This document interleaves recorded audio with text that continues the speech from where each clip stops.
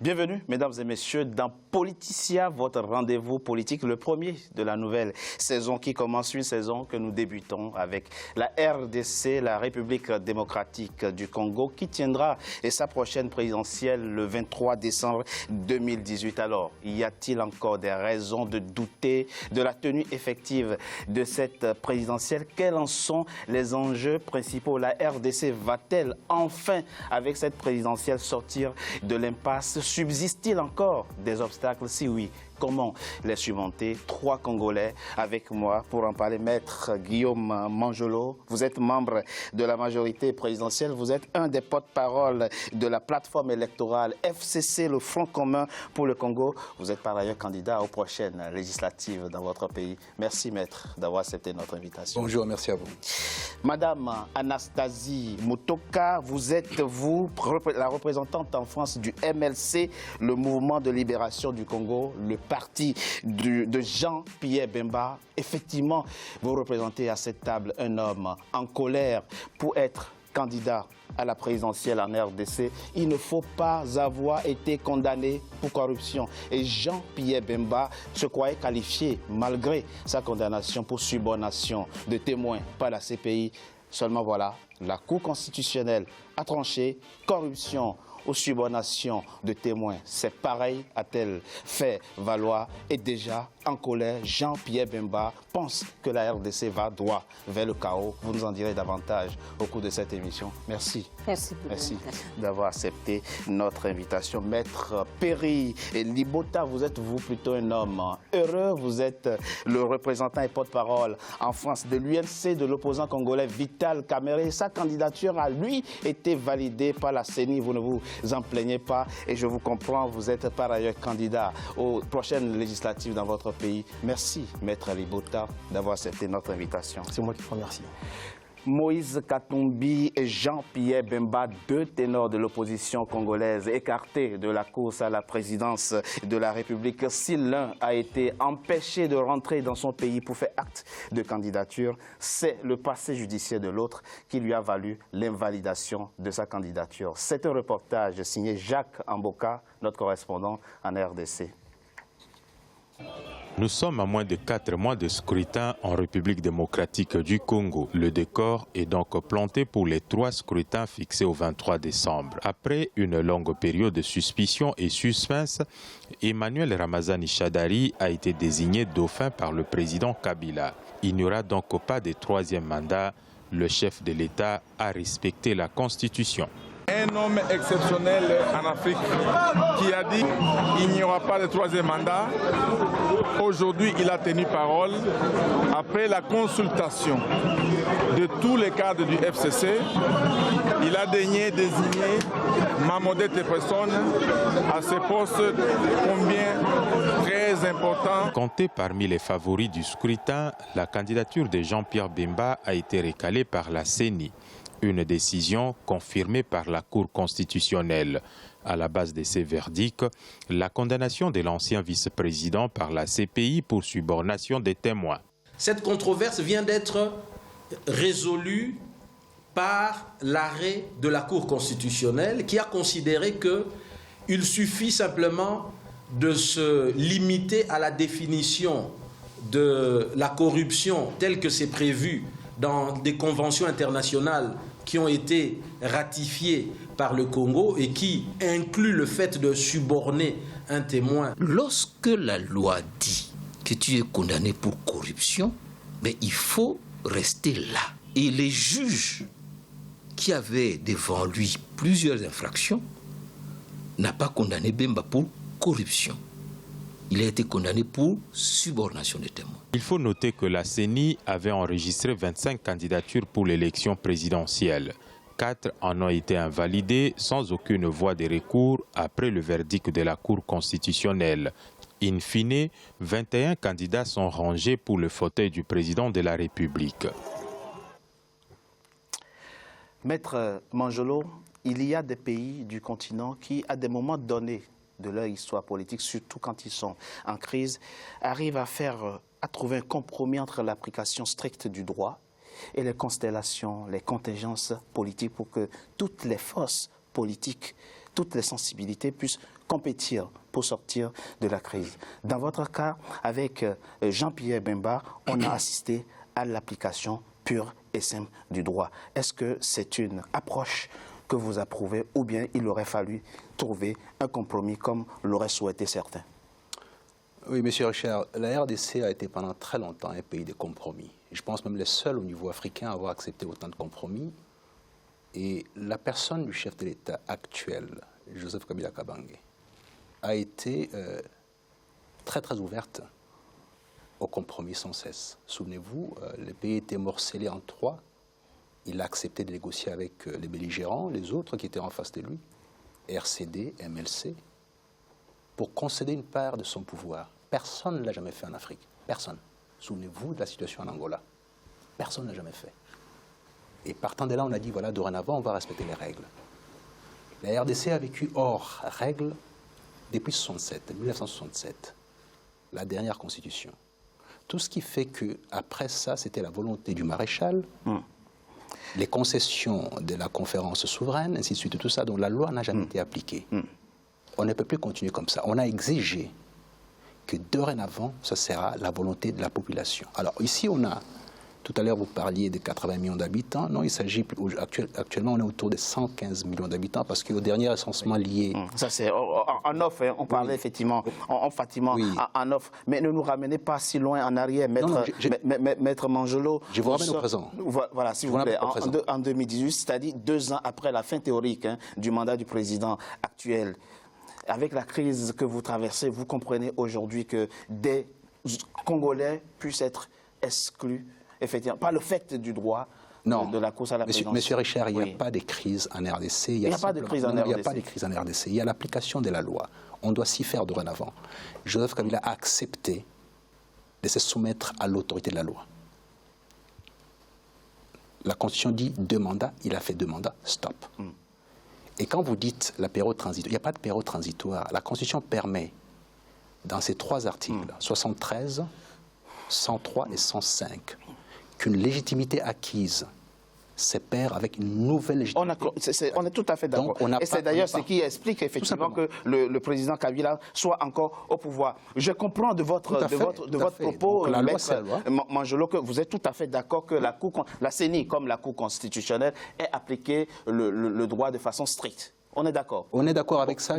Là-dessus, il faut se dire ceci, c'est que dorénavant, il n'y a plus de célébrité. Parce que ce que vous êtes en train de défendre ou présenter, c'est plutôt la promotion. Non, c'est vous présenter par rapport aux concessions qu'il faut faire. Oui. On devrait le faire parce que vous avez de vos compatriotes qui disent qu'il aurait fallu laisser Katumbi et Jean-Pierre Bemba compétir. Monsieur Richard, si je vous écoute, c'est-à-dire que la volonté exprimée en 2005 par les Congolais à travers la Constitution serait inférieure aux célébrités, à la montée des célébrités. Non, il est hors de question. Dorénavant, chaque fils congolais estime que quand il a posé son bulletin dans l'urne, notamment pour un référendum ou pour un choix, et la règle applicable, c'est celle-là, c'est pas celle des célébrités. On est fatigué avec les célébrités. Avec les célébrités. C'est tout. Dites-vous, mais très rapidement, avant de passer à Madame Mutoka, Moïse Katumbi, c'est vrai, il a été lancé un mandat d'arrêt à son encontre. On est d'accord, maître? Oui. Pourquoi ne pas le laisser entrer dans son pays et en ce moment-là, éventuellement l'arrêter, puisqu'il y a un mandat contre lui? Pourquoi l'avoir empêché à la frontière de la Zambie de rentrer en RDC? Il y a une série de quiproquos autour de cette personnalité. Il faut lui poser la question. Souvenez-vous, il n'y a pas très longtemps, on a dit que son passeport avait été retenu, son passeport congolais avait été retenu en Belgique. Parce qu'il paraît qu'il y a eu, entre guillemets, une falsification. Comment a-t-il fait pour quitter la Belgique sans passeport, puisqu'il y a un seul passeport congolais? C'est ce qui... Mais si vous l'aviez arrêté, vous l'aurez dit. De grâce, laissez-moi d'abord finir, juste sur ce point-là précis, parce que pour entrer en RDC, il faut exhiber un document. On n'exhibe pas son faciès en disant que je suis célèbre. Il faut exhiber un document pour entrer sur un territoire. Il a quitté la Belgique, il s'est rendu en Afrique du Sud. Avec quel document? Parce qu'on avait retenu son passeport et l'affaire est encore en cours. Il a quitté l'Afrique du Sud pour se rendre en Zambie. Et il est arrivé à la frontière. Il pouvait rentrer avec quel document? À la question, personne ne la pose. Quel est le document qu'il détenait ou simplement le fait qu'il y ait les faciès de son nom correspond à un passeport pour entrer? En ce moment-là, il faut le laisser entrer, l'arrêter et l'emprisonner. Non, il y a des règles. Il y a des règles, dites-vous. Il n'est pas arrivé à la frontière congolaise. Il s'est limité à la frontière zambienne. Il appartenait à la Zambie de pouvoir statuer effectivement s'il avait droit de traverser la frontière ou pas. Est-ce que la Zambie allait le laisser passer au motif qu'il s'appelait comme il s'appelle? Non. Alors, votre propos, il est très clair. Madame Mutoka, je l'ai dit dans mon introduction, le président de votre parti, le MLC, est très en colère. Il pense même que la RDC se dirige vers le chaos. Qu'est-ce qui vous gêne? Expliquez-nous dans le fait que la Cour constitutionnelle de la RDC ait assimilé subornation de témoins à la corruption. C'est moins grave. La subornation de témoins, c'est moins grave que la corruption. C'est pour ça. Expliquez-nous très rapidement pour qu'on comprenne. Je veux seulement dire que je ne suis pas juriste. Oui, c'est ça. Mais la subornation de témoins n'est pas synonyme de corruption. C'est vraiment différent. Et puis, Jean-Pierre Mbemba n'a pas été condamné pour corruption. On est d'accord. Pas pour corruption, mais pour subornation de témoins. Et vous pensez qu'il y a un distinguo entre subornation de témoins et corruption? Oui, je pense. Mais vous n'acceptez pas, mais c'est pour qu'on comprenne, Madame Mutoka, moi je n'ai pas de position sur cette question. Vous n'acceptez pas qu'il y a la loi, l'énoncé écrit de la loi, mais il y a l'esprit de la loi. L'esprit de la loi, on ne va pas relire Montesquieu ici, on veut avoir la présidence de la République, un homme irréprochable, moralement irréprochable, intègre. Donc pour vous, tant que l'incrimination n'est pas écrite dans le test, ça passe. Vous comprenez l'esprit de cette loi? Je comprends l'esprit de cette loi. Oui. Le problème, qu'est-ce qui est grand, qu'est-ce qui est vraiment pur? Il était accusé comme étant avoir commis des crimes contre l'humanité, des trucs vraiment, en tout cas, durs à comprendre. Et on avait même tranché, il devrait faire 18 ans. Heureusement qu'il a interjeté appel pour voir que, en fin de compte, il n'était pour rien.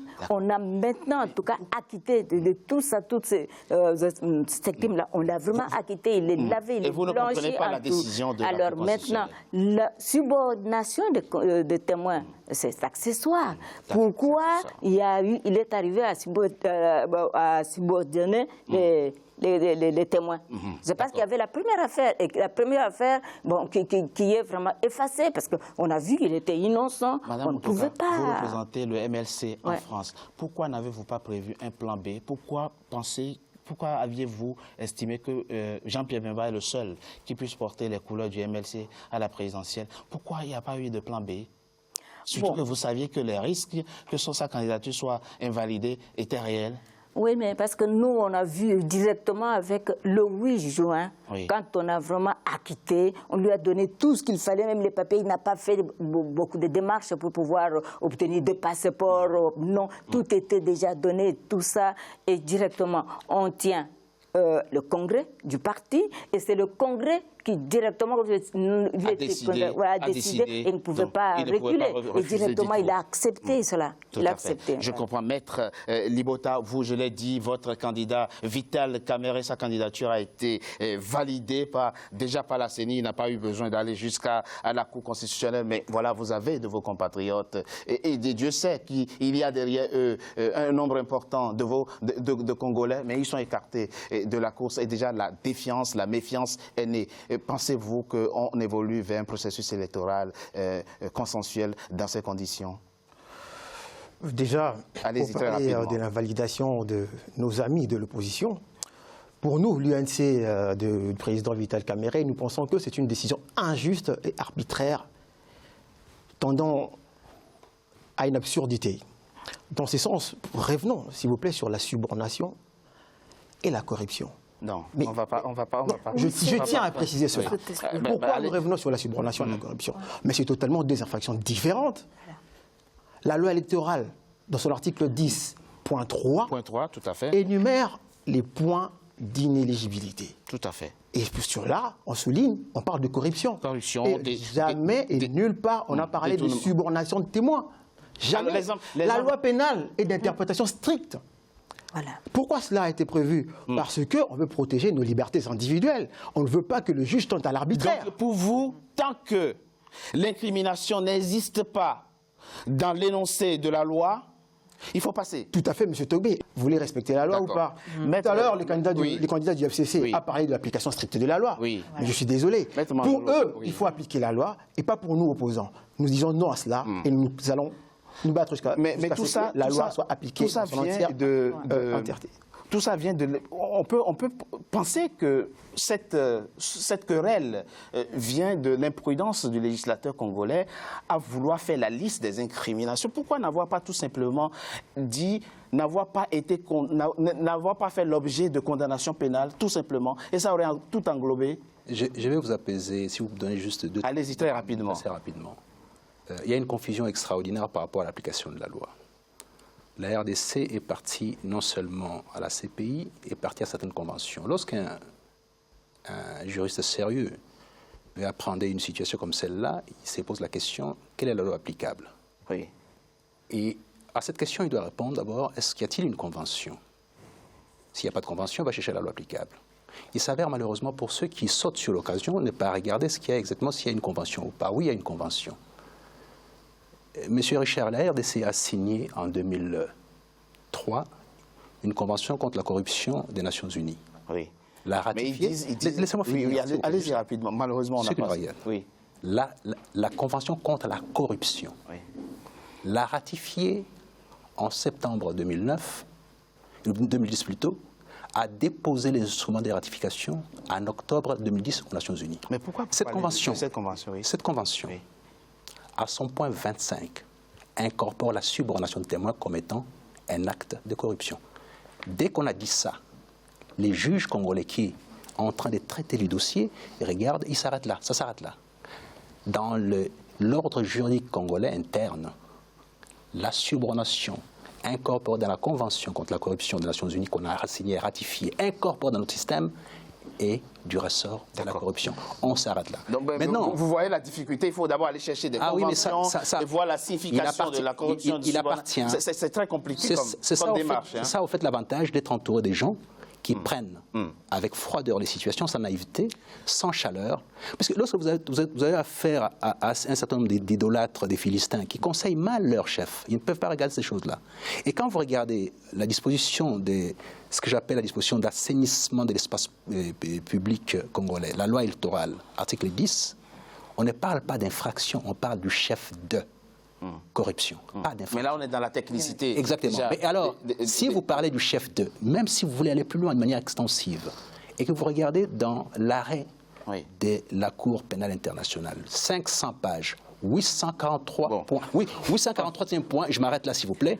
843e point dit du chef de corruption dans les textes in extenso. Je suis désolé, maintenant on peut jongler comme on a envie de jongler parce qu'on a envie de plaire à qui que ce soit et tout ça.